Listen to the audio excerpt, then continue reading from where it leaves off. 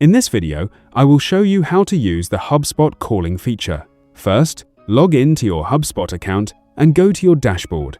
From there, open the Contacts section where all your leads and customers are stored. Select the contact you want to call, then look for the calling option inside their profile. If you don't see it, make sure calling is enabled in your account settings under the Calling Setup section.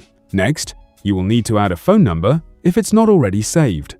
Once the number is ready, click on the Call button, and HubSpot will either connect the call through your browser or ask you to connect a calling device depending on your setup. Allow microphone access when prompted so the call can go through properly.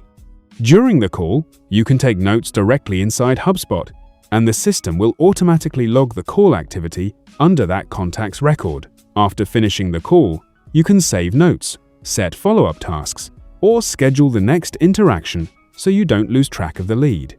If you found this video helpful, subscribe to our channel